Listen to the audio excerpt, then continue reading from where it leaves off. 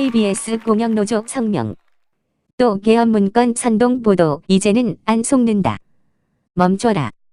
정체성도 불분명한 군인권센터라고 하는 단체에서 박근혜 대통령 탄핵 당시 기무사가 작성했다고 하는 계엄령 검토 문건을 다시 들고 나왔다.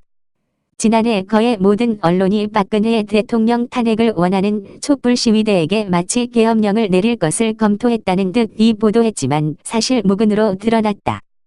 당시 대통령까지 철저한 조사를 지시했지만 아무것도 없었던 것이 되어버렸던 것이다. 그런데 이번에 또 다시 그 계엄령 검토 문건과 비슷한 것을 들고 나와서 새로운 문건의 원본이라며 황교안 자유한국당 대표의 연루설을 주장하고 나선 것이다. 당시 황교안 대표가 대통령 권한 대행이었으니까 보고됐을 가능성이 있다는 주장을 하는 것이다. KBS 뉴스9은 이틀 연속으로 이것을 주요 뉴스로 다루고 있다. 뉴스 제목도 황교안 대표 관여 가능성 등으로 뽑았다. 아무리 정권에 유리한 보도를 한다고 해도 그렇지 가능성 등을 전제로 특정인의 주장을 일방적으로 전하며 야당 대표를 공격하는 보도를 해도 되는 것인가?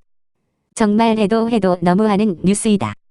우리는 생생히 기억한다. 박근혜 대통령 탄핵 당시와 문재인 정권의 이른바 적폐청산 과정에서의 언론의 선전선동을 잘 알고 있다. 조작, 왜곡된 내용을 일방적으로 보도하고 나면 이어서 수사기관이 압수수색하고 소환해서 결국은 당사자를 구속했던 일련의 사례들 말이다. 무려 200여 명 가까운 인사들이 그런 방식으로 감옥에 갔다.